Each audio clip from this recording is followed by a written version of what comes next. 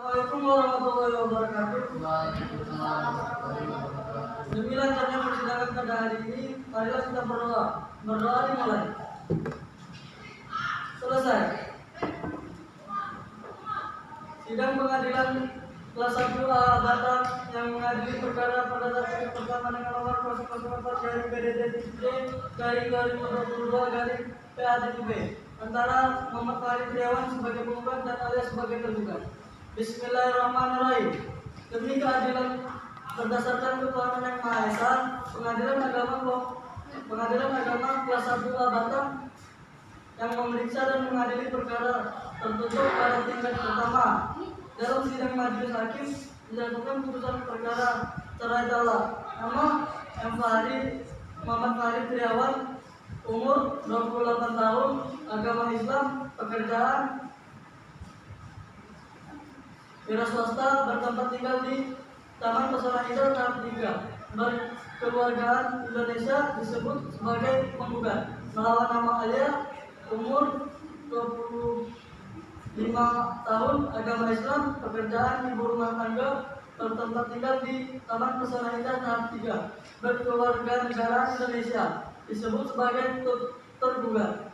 Pengadilan agama tersebut telah membaca surat-surat dalam berkas perkara, telah membuka dan meneliti surat-surat yang diajukan oleh penggugat, telah mendengar keterangan saksi-saksi yang diajukan oleh tergugat, telah memperlihatkan berita acara pemeriksaan ke tempat, telah memperhatikan segala sesuatu yang terjadi di persidangan. Duduk perkara 1, bahwa penggugat dalam surat gugatannya tanggal 15 Januari 2023 telah mengajukan cerai talak yang telah didaftarkan ke Panitera Pengadilan Agama kelas 1A Batam dengan nomor 001-PDT-2022-PA-B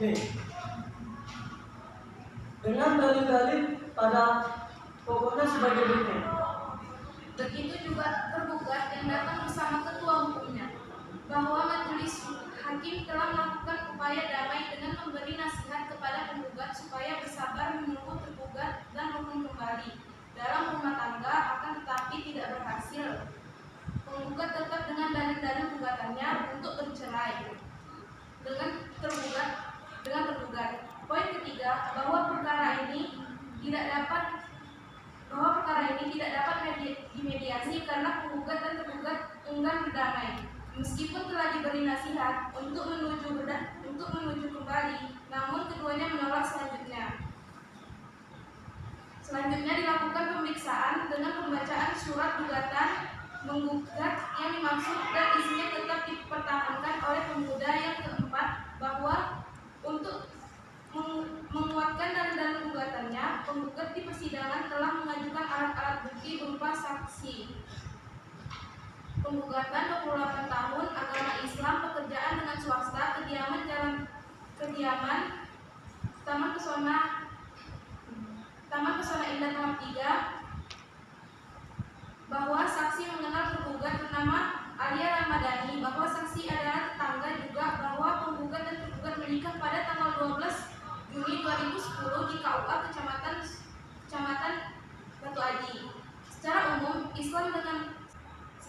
umum Islam dengan wali nikah yang menjadi saksi, menikah dengan mahar seperangkat alat sholat, bahwa penggugat dan tergugat tidak memiliki anak, bahwa saksi ketahui pada awalnya kehidupan rumah tangga penggugat dan tergugat berjalan rukun dan damai, layaknya rumah tangga biasanya. Namun telah terjadi percekcokan saksi tergugat 1 dan saksi tergugat 2.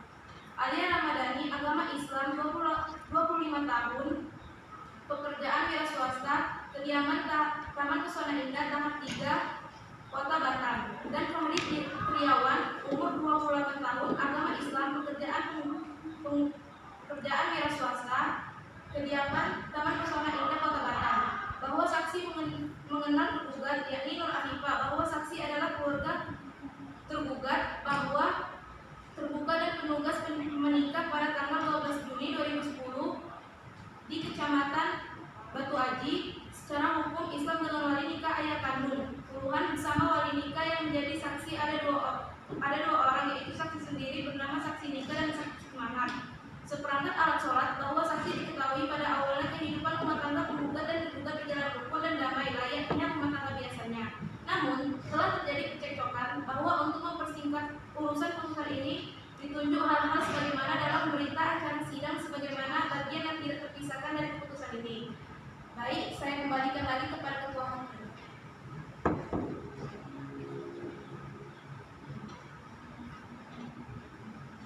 Pertimbangan hukum menimbang bahwa yang dimaksud tujuan gugatan tugas sebagaimana diuraikan di atas. Menimbang bahwa perkara mengenai cerai talak yang diajukan oleh pihak yang beragama Islam atau istilah hukum perkawinan yang dilakukan pihak yang beragama Islam. Oleh karenanya berdasarkan pasal 9A Undang-Undang Nomor 7 Tahun 2006 dan perubahan kedua adalah Undang-Undang Nomor 50 Tahun 2009, maka perkara pun merupakan kewenangan absolut. Pengadilan Agama menimbang bahwa sesuai dengan peraturan Mahkamah Agung Nomor 1 Tahun 2006 dan perubahan kedua dengan Undang-Undang Nomor 1 Tahun 2016 tentang prosedur mediasi di pengadilan, penggugat dan tergugat telah menempuh mediasi dengan mediator Azizur Rahman SHMH, namun tidak berhasil menimbang bahwa mengenai ketentuan pasal 82 ayat 4 Undang-Undang Nomor 7 Tahun 1989 tentang Pengadilan Agama sebagaimana yang telah diubah dalam Undang-Undang Nomor 3 Tahun 2006, perubahan kedua dalam Undang-Undang Nomor 50 Tahun 2009.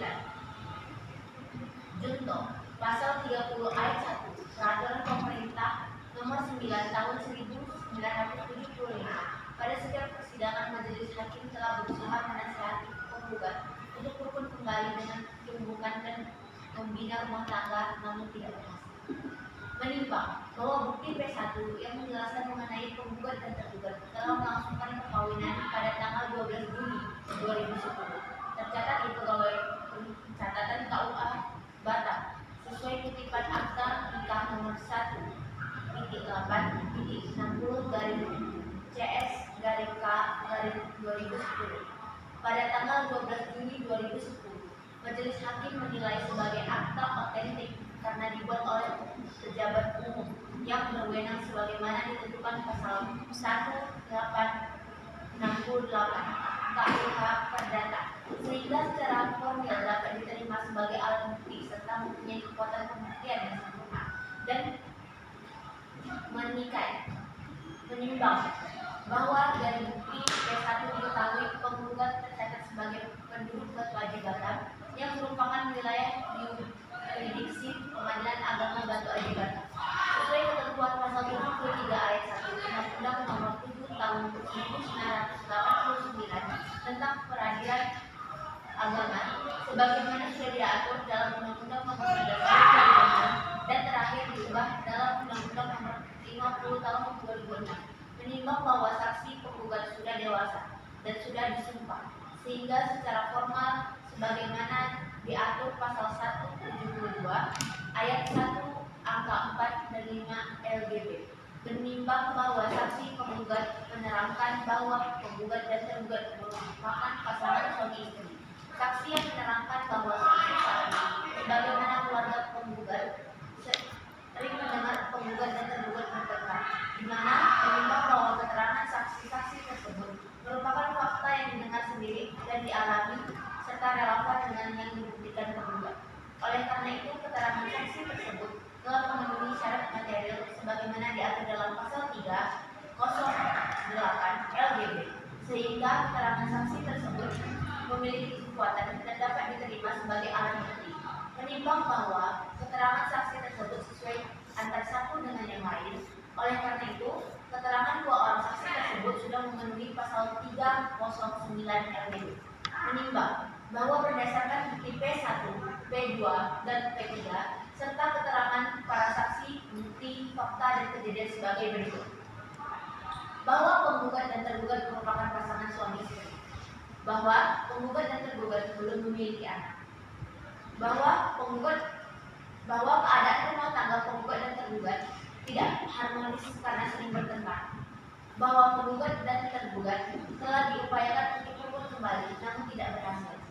Menimbang bahwa berdasarkan fakta kejadian tersebut, majelis hakim menyimpulkan fakta hukum sebagai berikut: bahwa penggugat dan tergugat adalah pasangan suami istri yang sah, bahwa antara penggugat dan tergugat sering terjadi pertengkaran yang mengakibatkan keduanya pisah tempat, bahwa penggugat dan tergugat telah diupayakan untuk rukun kembali namun tidak berhasil. Menimbang berdasarkan fakta tersebut, majelis hakim berpendapat telah terbukti rumah tangga penggugat dan tergugat pecah, tidak ada rasa saling mencintai, hak dan kewajiban masing-masing telah terabaikan. Oleh karena itu, terlepas dari siapa yang benar dan siapa yang salah, yang menjadi penyebab kedua pasangan ini bertengkar dan berselisih, majelis hakim berkesimpulan tetap oleh karena itu menyelamatkan mereka dari keadaan tersebut merupakan tindakan yang lebih baik daripada tetap mempertahankan perkawinan sesuai hadis Nabi Shallallahu Alaihi Wasallam dalam kitab Al-Jami Al-Syahir juz 2 halaman 233. Maka majelis hakim berkesimpulan bahwa beralasan hukum dan sesuai pada ketentuan pasal 19 huruf F Peraturan Pemerintah Nomor 9 Tahun 1975 Hukum Islam, menimbang bahwa talak yang akan dijatuhkan dalam perkara ini adalah talak yang dijatuhkan pengadilan agama, yang merupakan salah satu macam dari talak bain kubro, sebagaimana ketentuan pasal 119 ayat 20C Komplikasi Hukum Islam. Perkara ini akan diputus dengan talak satu bain kubro. Menimbang bahwa sesuai dengan ketentuan pasal 44 Undang-Undang Nomor 7 Tahun 1989 tentang Peradilan Agama, sebagaimana telah diubah dengan Undang-Undang Nomor 3 Tahun 2006 dan perubahan kedua dengan Undang-Undang Nomor 30 Tahun 2009 secara ex officio, majelis hakim memerintahkan Panitera Pengadilan Agama Batu Aji Batam untuk menyampaikan satu slide putusan perkara ini yang telah berkekuatan hukum tetap kepada pegawai pencatat nikah yang mewilayahi tempat perkawinan penggugat dan tergugat, dan kepada pegawai pencatat nikah yang mewilayahi tempat kediaman penggugat dan tergugat. Berdasarkan penetapan Ketua Pengadilan Batu Aji Batam nomor W.22A 10/2018/AK.05/5/2018 bertanggal 28 Desember 2022 menetapkan telah memberi izin kepada negara melalui Dipa Pengadilan Batu Aji Batam 2022 memperhatikan segala peraturan dan perundang-undangan yang berlaku serta hukum syarat yang berkaitan dengan perkara ini. Baik, dengan ini majelis hakim mengadili: 1. Mengabulkan gugatan penggugat. 2. Menjatuhkan talak satu bain kubro terbuka terhadap penggugat. 3. Memerintahkan Panitera Pengadilan Agama kelas 1 Batam untuk mengirimkan salinan keputusan perkara ini yang telah memperoleh kekuatan hukum kepada pencatat nikah KUA oleh pegawai pencatat nikah KUA Kecamatan Sanggulung untuk dicatat dalam daftar yang sederhana, membebankan biaya perkara sejumlah 300.000 kepada negara melalui Dipa Pengadilan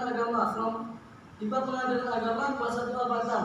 Demikian keputusan dalam rapat permusyawaratan majelis hakim yang dilangsungkan pada 18 Januari 2023 oleh kami Dr. Azizur Rahman sebagai ketua majelis, masing sebagai hakim anggota tersebut dibantu oleh Panitera. Sebagai Panitera terganti setelah dihadiri oleh penggugat dan tergugat dengan ketetapan putusan pada sidang perkara ini, maka berakhirlah juga sidang pada hari ini. Saya selaku hakim ketua dengan beserta hakim anggota 1 dan hakim anggota 2 mengucapkan terima kasih sebesar-besarnya karena sudah mengikuti jalannya persidangan ini dengan tertib. Hakim ketua Azizur Rahman, hakim anggota 1 Santi Sahaya Putri, hakim anggota 2 Ika Susanti, Panitera Nadira Nurul Fitra. Baiklah, dengan berakhirnya pembicaraan sidang putusan maka berakhir pula persidangan pada hari ini dengan register perkara nomor 009/PDT-3/2022/PA-B. Ditutup dengan mengucapkan alhamdulillahirabbil alamin.